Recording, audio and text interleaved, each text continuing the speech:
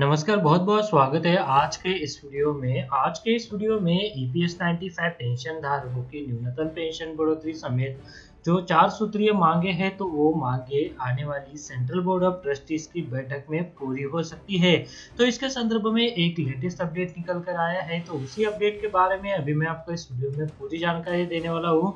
तो जी दोस्तों, EPS 95 pension धारकों की जो पेंशन बढ़ोतरी की मांग है, पेंशन को कम से कम 7,500 रुपए किया जाए और उस पेंशन को महंगाई भत्ते के साथ जोड़ा जाए, और जो अन्य 4 सूत्रीय मांगे हैं तो वो आने वाली 4 मार्च की सेंट्रल बोर्ड ऑफ ट्रस्टीज की बैठक में पूरी हो सकती है। तो जी दोस्तों, इसी के संदर्भ में ये जो अपडेट है तो उसके बारे में हम इस वीडियो में पूरी जानकारी लेने वाले हैं। तो आप इस वीडियो के साथ अंत तक बने रहिए, वीडियो को बिल्कुल भी स्किप ना कीजिए ताकि ये जो अपडेट है तो इसके बारे में आपको पूरी जानकारी मिल सके। और इसी तरह से आगे आने वाले अपडेट को जानने के लिए अगर आपने चैनल को अभी तक सब्सक्राइब नहीं किया है तो वीडियो के नीचे जो रेड कलर का बटन है उसे प्रेस करके आप चैनल को सब्सक्राइब करके रख लीजिए ताकि भविष्य में जो भी अपडेट आए तो उसका नोटिफिकेशन आपको सबसे पहले मिल सके।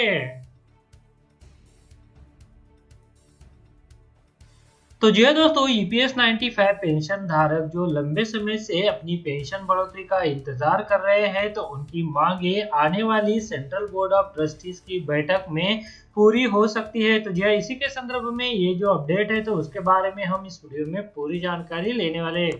तो जैसा कि आप स्क्रीन पर देख पा रहे हैं कि EPS 95 pension hike in CBT meeting आगामी 4 मार्च 2021 को होने वाली सीबीटी बैठक में पेंशन 7,500 प्लस डीए, फ्री में चिकित्सा सुविधाएं, हायर पेंशन का भुगतान, तो इसके ऊपर फैसला हो सकता है। तो जी दोस्तों, कर्मचारी पेंशन योजना 1995 के अंतर्गत आने वाले देश के लगभग 68 लाख पेंशन भोगी अपनी पेंशन बढ़ोतरी का इंतजार कर रहे हैं। ऐसे में 4 मार्च 2021 को सेंट्रल बोर्ड ऑफ ट्रस्टीज यानी सीबीटी की महत्वपूर्ण बैठक होने वाली है। इसी को देखते हुए राष्ट्रीय संघर्ष समिति द्वारा ईपीएस 95 पेंशन धारकों की पेंशन बढ़ोतरी आने वाली सेंट्रल बोर्ड ऑफ ट्रस्टीज की बैठक में होने के लिए लगातार प्रयास किए जा रहे हैं। इसी क्रम में राष्ट्रीय संघर्ष समिति के राष्ट्रीय अध्यक्ष माननीय कमांडर अशोक जी राउत के मार्गदर्शन में आगामी सेंट्रल बोर्ड ऑफ ट्रस्टीज की होने वाली बैठक में ईपीएस 95 पेंशन धारकों की मांगों को मंजूर करवाने हेतु राष्ट्रीय संघर्ष समिति के नेताओं द्वारा सेंट्रल बोर्ड ऑफ ट्रस्टीज के सदस्यों को ज्ञापन सौंपने के कार्यक्रम के अंतर्गत श्री नागेश्वर राव, प्रांतीय अध्यक्ष तेलंगाना, ने बीएमएस संगठन सचिव श्री सुरेंद्रन जी और सेंट्रल बोर्ड ऑफ ट्रस्टीज सदस्य सुनकारी मल्लेशम जी से मुलाकात कर ईपीएस 95 पेंशन धारकों की जो मांगे हैं तो उसके संबंधित मुद्दों पर सकारात्मक चर्चा की है। ईपीएस 95 पेंशन धारकों की न्यूनतम पेंशन बढ़ोतरी समेत अन्य मांगों को आने वाली सेंट्रल बोर्ड ऑफ ट्रस्टीज की बैठक में मंजूर करवाने हेतु संबंधित सदस्य से बात की गई और उन्हें आग्रह किया गया कि इस बैठक में ईपीएस 95 पेंशन धारकों की मांगों के ऊपर कोई सकारात्मक और ठोस कदम उठाया जाए।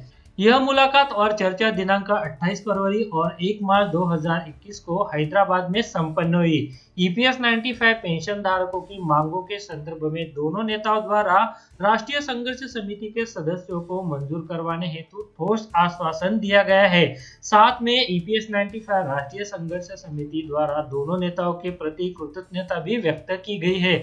साथ ही ईपीएस 95 पेंशन धारकों की मांगों को मंजूर करवाने हेतु ईपीएस 95 राष्ट्रीय संघर्ष समिति के प्रांतीय अध्यक्ष तेलंगाना श्री नागेश्वर राव और उनकी टीम का भी विशेष अभिनंदन राष्ट्रीय संघर्ष समिति द्वारा किया गया है। देश के 65 लाख ईपीएस 95 पेंशन धारक लंबे समय से उनकी पेंशन बढ़ोतरी का इंतजार कर रहे हैं और आस लगाए हुए हैं कि आने वाली सेंट्रल बोर्ड ऑफ ट्रस्टीज की बैठक में ईपीएस 95 पेंशन धारकों की मांगे मंजूर हो जाए। ईपीएस 95 पेंशन धारकों की मांगे ईपीएस 95 पेंशन धारकों को न्यूनतम पेंशन 7,500 रुपए दिए जाए और उसे महंगाई भत्ते के साथ भी जोड़ा जाए। उसके बाद ईपीएस 95 पेंशन धारकों को और उनकी पत्नियों को फ्री में चिकित्सा सुविधाएं भी दिए जाए। उसके बाद ईपीएस 95 पेंशन धारकों को उच्चतम न्यायालय के आदेशानुसार उच्चतम वेतन पर हायर पेंशन का भुगतान किया जाए। उसके बाद 31 मई 2017 को ईपीएफओ द्वारा जो अंतरिम पत्र जारी किया गया था तो उसे रद्द कर माननीय सुप्रीम कोर्ट के आदेश अनुसार पेंशन का भुगतान किया जाए। जिन कर्मचारियों को एम्प्लॉय पेंशन स्कीम 1995 में शामिल नहीं किया गया है तो उनको भी इस योजना में शामिल करके उनसे उचित योगदान लेकर पेंशन का भुगतान किया जाए। अथवा उन्हें मानवीय अधिकार पर न्यूनतम पेंशन 5,000 रुपए का भुगतान किया जाए। ईपीएस 95 पेंशन धारकों द्वारा लगातार ईपीएस 95 पेंशन धारकों की पेंशन बढ़ोतरी की मांगे उठाई जा रही है, पर अभी तक सरकार द्वारा इन मांगों के ऊपर कोई भी ठोस कदम नहीं उठाया गया है।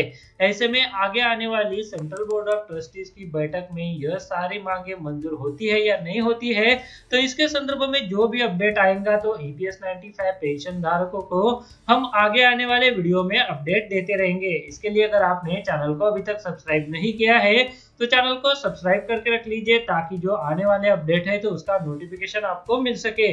फिलहाल आज के इस वीडियो में ईपीएस 95 पेंशन धारकों की मांगों को मंजूर करवाने हेतु राष्ट्रीय संघर्ष समिति द्वारा ईपीएस 95 राष्ट्रीय संघर्ष समिति की जो मांगे हैं तो उन मांगों को लेकर महत्वपूर्ण ज्ञापन जो है वो ईपीएस 95 राष्ट्रीय संघर्ष समिति द्वारा सेंट्रल बोर्ड ऑफ ट्रस्टीज के जो सदस्य हैं तो उनको दिया गया है।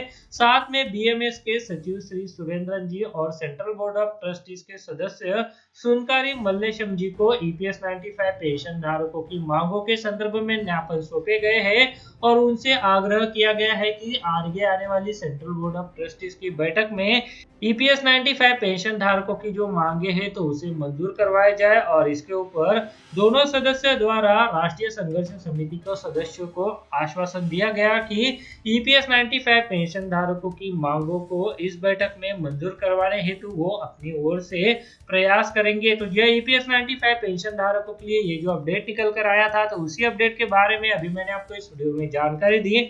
वीडियो में दी गई जानकारी अच्छी लगी तो वीडियो को लाइक जरूर करते चलिएगा और इस वीडियो को आप ज्यादा से ज्यादा ईपीएस 95 पेंशन धारकों के साथ शेयर कीजिए, ताकि इस अपडेट के बारे में सभी देश के 65 लाख ईपीएस 95 पेंशन धारकों को जानकारी मिल सके। तो चलिए आज के इस वीडियो में बस इतना ही। आगे भी ऐसे ही अपडेट हम आपके लिए लेते आते रहेंगे। इसके लिए अगर आपने चैनल को अभी तक सब्सक्राइब नहीं किया है तो वीडियो के नीचे जो रेड कलर का बटन है तो उसे प्रेस करके आप चैनल को अभी सब्सक्राइब करके रख लीजिए और उसके बाद जो बेल का बटन आएगा उसे भी आप प्रेस कर दीजिएगा, ताकि जो आने वाले वीडियोस है तो उसका नोटिफिकेशन आपको सबसे पहले मिल सके।